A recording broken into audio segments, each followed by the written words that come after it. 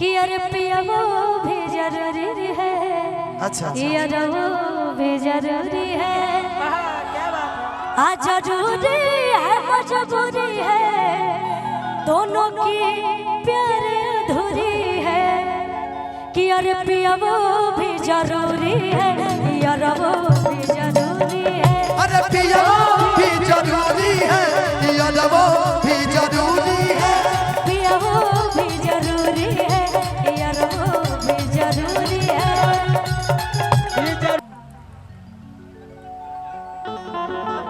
सिर्फ सैड गाने गाने से नहीं होगा इनके साथ। इनके साथ क्या करने से होगा? इनकी फरमाइशें पूरी भी करनी पड़ेगी। कौन सी फरमाइश? काली कलवा मुस्कान ऐजा ये अभी कर देना तो लिखल नींबू खरबूजा भाई। नहीं ऐसा नहीं है। मुस्कान जी कह रही हैं आपसे, तुरंत निकल गई। आप कह रही हैं उनसे पता है क्या फरमाइशें हम आपकी बता देते हैं। छोड़िए आप शर्मा रही हैं तो हम बता देते हैं, ठीक है? कि जब पहिरी त देह झलके अपिया सड़िया ले दललके। इधर उंगली करना मना है। दीवाना है कि जब पहिरी त देह झलके कौन साड़ी चाहिए? नेट वाला? अपिया सड़िया ले दललके। नेट वाला चाहिए कि चॉकलेट वाला चाहिए? कहो ऐसे झलके वाला। झलके वाला तो पूरा दिन लौकत है ऐसे। कि जे बाजार से ले आई बबला तबे से जी अब तो प्यारे झलके। ओहो साचो हम उसका के हलके पिया सड़िया ले दललके। कि मरद के जात बड़ा होले छुछुनर, कि आपन में हर छोड़ी घरा में सुनन। कि जब दोसरा के कोठी निहर बे करी और ई कहली साड़ी खाती कहतनी कि जब मरद से मेहरी हर लड़बे करी उनसे कहिए ना तब तार मजा बहरी मरबे करी। कि अरे जब सुनिए कि अरे पिया वो भी जरूरी है। अच्छा यार वो भी जरूरी है। क्या बात है। आज जरूरी है मजबूरी है, दोनों की प्यार अधूरी है। कि अरे पिया वो भी जरूरी है, यार वो भी जरूरी है। अरे पिया वो भी जरूरी है, यार वो भी जरूरी है। पिया वो भी जरूरी है, यार वो भी जरूरी है।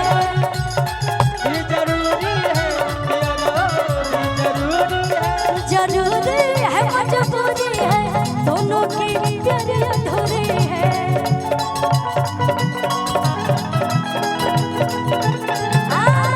और पिया वो भी जरूरी है, यार वो भी जरूरी है।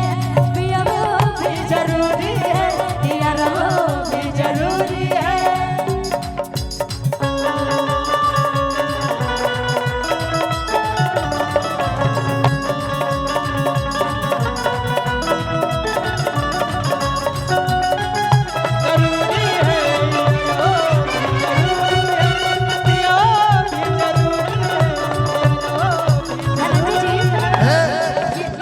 ये गाना मेरा ही गाना है जिसमें 3 लोग गाए हैं। ये गाना एकदम यूनिक है, बहुत ही अच्छा है और बहुत जल्द आप लोग को सुनने को मिलेगा। बल्कि ये OTT पे आ चुका है तो इसीलिए मैंने इस गाने को गा दिया है। अच्छा हाँ, ये गाना पिया बहुत वो अच्छा भी है। जरूरी है, यार वो भी जरूरी है। कि जरूरी है मजबूरी है, दोनों की प्यार अधूरी है।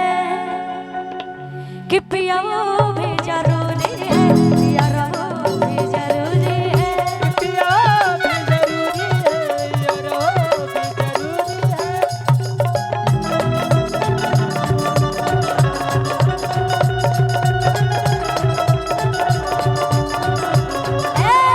जब पहिर त देह झलके पिया सड़िया ले दललके। जब पहिर त देह झलके पिया सड़िया ले दललके। जो बाजार से ले आई बबला तबे से जिया को प्यार झलके।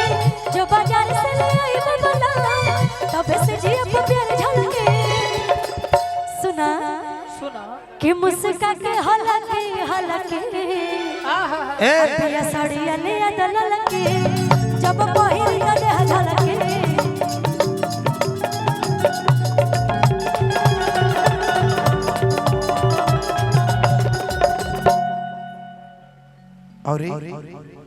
और ही कुछ कहो। बिल्कुल कहेंगे ना कि अरे कह रही है कि सबके शौक होना चाहे घर में कोई भी रहे। हाँ कोई देवर हो चाहे मर्द हो के नहीं हम देवर मर्द की बातें नहीं कर रहे हैं, हम गोतनी अननत की बात करते हैं।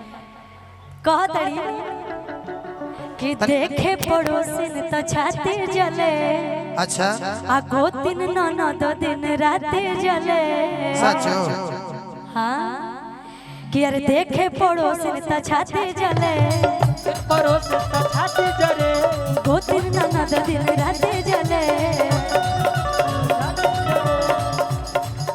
लेकिन यही में एगो लाइन बा, यही टाइप पे एगो गाना हम गइले बानी कि पेनी सिकड़ी अमीर लागेला काला चश्मा में हीरो लागेला पेनी सिकड़ी अमीर लागेला हीरो लगेला पेनी सिकड़ी अमीर लागेला काला चश्मा में हीरो लागेला। एक मिनट भैया रोक लीजिएगा। काला चश्मा में हीरो लगेला कि मन करे खाई जाए बोला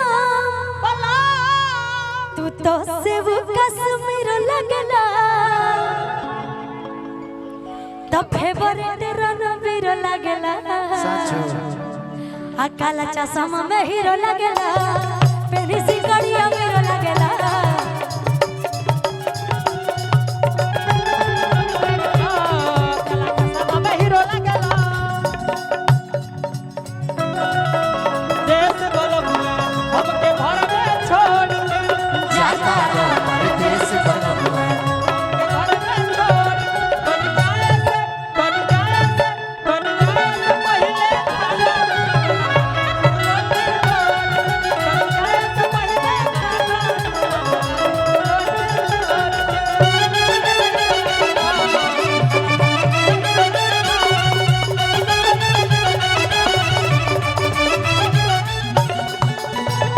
लेकिन हम यह कहें कि धनंजय जी काहे इतना दुबराते जा रहे हैं, नहीं के चक्कर में दुबरा रहे हैं, सौतीनिया के चक्कर में नहीं के चक्कर में, मुस्कान जी के चक्कर में। आपको क्या लगा हमें पता नहीं चलेगा? मुस्कान खा के मोटा ऐसा तरह थोड़ी बाकी नहीं के तरह पता नौ घर खा के बिना सुनिए पहले कि पिया दुबर भइला ऐसा बात नहीं है ए पिया दुबर भइला आ सब दुनिया के चक्कर में पिया दुबर भइला ए पिया दुनिया के चक्कर में पियो दूर बड़ भइला हो दुनिया के चक्कर में पियो दूर बड़ भइला हो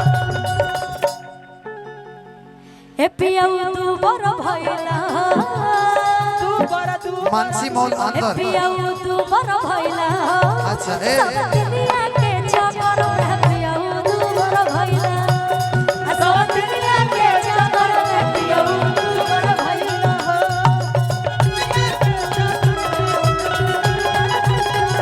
भैया हेलो भी कीजिएगा एक बार मानसी मोबाइल की तरफ से प्यारा सा आशीर्वाद सुनिए